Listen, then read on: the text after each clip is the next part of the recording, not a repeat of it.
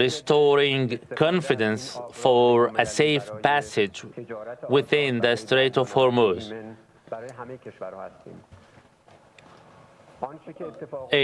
This waterway can be benefited by all the world countries in terms of safe trade and maritime traffic. However, as a result of the U.S.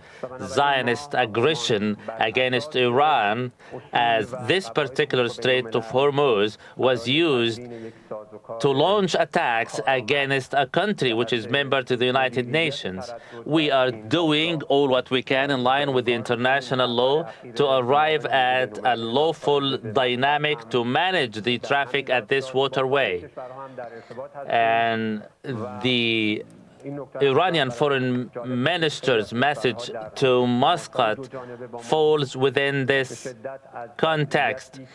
Many bilateral communications have put to discussion and expressed deep concern, and many countries have expressed their rejection of the Zionist American aggression against Iran and its impact on the waterway. And when it comes to safe traffic at the Strait of Hormuz, we welcome any proposal by any world country. Published images showing the shocking torture and abuse of human rights activists from the Sumut flotilla, many of whom were European citizens. Do you believe that the response from European countries to this matter has been sufficient? And what responsibilities do international and human rights organizations have in that regard? We all see how Israel dealt with the Freedom Flotilla and how the images of torture, harassment, and the force being used against the Freedom Fleet. Some European countries and other world countries have expressed rejection, condemnation. Was this sufficient? The response given by the world community against the demeanors of the Zionist entity are clear.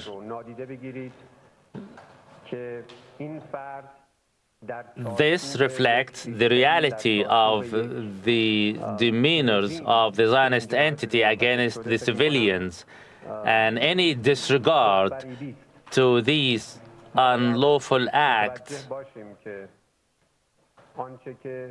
cannot go unnoticed. We shouldn't remain silent. The Zionist entities' demeanors against the civilians in Gaza, Palestine, and Lebanon are expressives of their policies for decades. Therefore, if the European countries are truly willing to act in an impactful manner, they should expressly and in line with international law, human rights laws,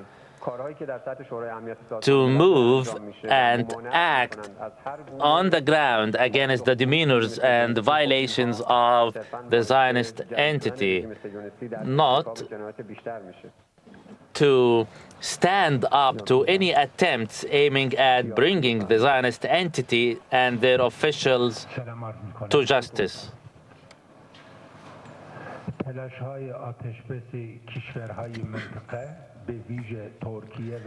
All endeavors aiming at reaching a permanent ceasefire by all countries, namely Pakistan and Turkey, how can you evaluate them? And will Lebanon be part of the final ceasefire agreement?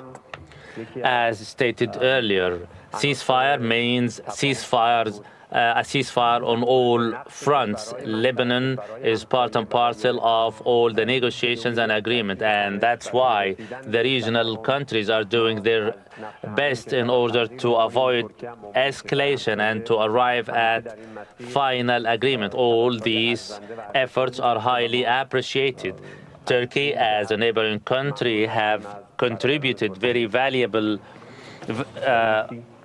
efforts, and we extend all thanks and appreciation to them, to our brothers in Turkey. I'd like to know, sorry, I'm Karishma Vyas from ABC Australia. We would like to know under what conditions will Iran agree to the Strait of Australia TV, Hormuz? Will they be how will Iran accept the reopening of the Strait of Hormuz?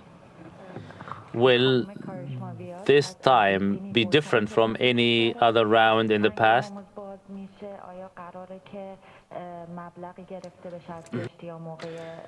And will you be collecting tolls or fees against the passage through the waterway? There is no toll. به نظرم باید در استخدام کلمات دقت کرد. We are not levying any taxes, and we do not wish to collect any tolls. We should emphasize two matters. First, that the measures or moves taken by Iran and Oman are aiming at arriving at a protocol or a dynamic to ensure the safe passage through the waterway. This is a very responsible move, and it is in line with the international law as well as the national interest of both our countries, and above all to the greater good of the international community.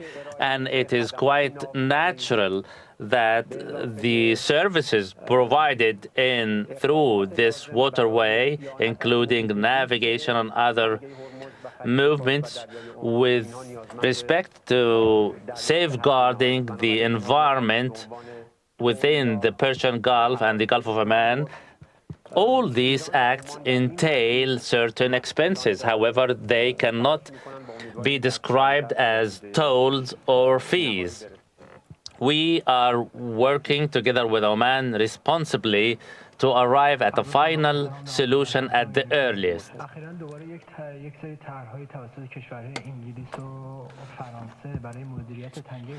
Certain ideas were proposed by UK and France with respect to the Strait of Hormuz. Also, the draft resolution before the UN Security Council.